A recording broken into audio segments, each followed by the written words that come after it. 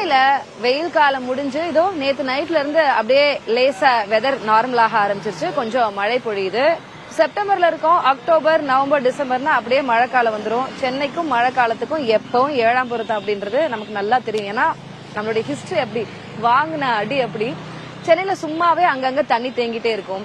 இந்த நிலையில நீர்நிலைகளை ஆக்கிரமிப்பு பண்ணி வச்சா, நீர் வழித்தடத்தை அடைச்சா என்னென்ன பிரச்சனைகள் வரும், என்ன வரும், எதனால, எந்த பகுதியில என்ன ப்ராப்ளம் அப்படின்றத செய்தியாளர் ஆனந்தன் சொல்றாரு. வாங்க என்னன்னு பார்க்கலாம்.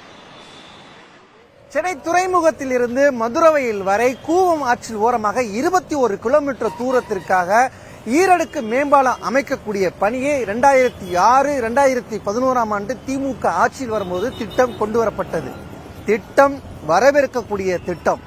ஆனால் ஆட்சி மாற்றத்திற்கு பிறகு கூவம் ஆற்றினுடைய நீர் ஓட்டம் தடைபடும் என்று திட்டத்தை கைவிடப்பட்டன.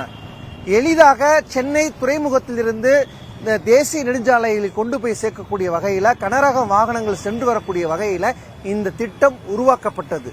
இந்த திட்டத்தை மீண்டும் தற்போது திமுக ஆட்சியில் 5800 கோடி ரூபாய் செலவில் மீண்டும் உருவாக்கப்பட்டு வருகிறது. ஆனால் அடுத்த மாசம் வடகிழக்கு பருவமழை தொடங்க இருக்கக்கூடிய நிலையில இங்கு கட்டுமான பணிகள் தொடர்ந்து நடைபெற்று வருகிறது.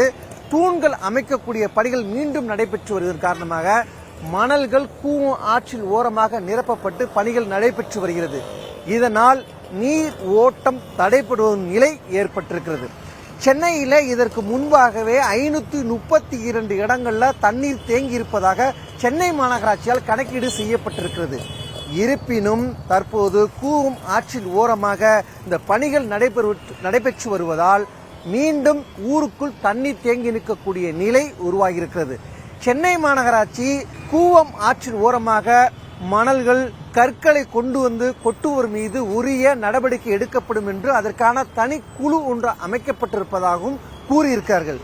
இந்த திட்டம் பொதுமக்களுக்கும் வாகன ஓட்டிகளுக்கும் சென்னை துறைமுகத்திலிருந்து மதுரவையில் வரை நேரடியாக கனரக வாகனங்கள் இயக்கக்கூடிய வகையில் இந்த திட்டம் அமைஞ்சாலும், வரவேற்கக்கூடிய திட்டமாக இருந்தாலும், நீர் தடைபடாமல் செல்லுவதற்கு ஏற்றது போல கட்டமைக்க வேண்டும் என்பதே ஒரு எதிர்பார்ப்பாக இருக்கிறது. புதிய தலைமுறைக்காக ஒளிப்பதிவாளர் அஸ்வினுடன் செய்தியாளர் ஆனந்தன்.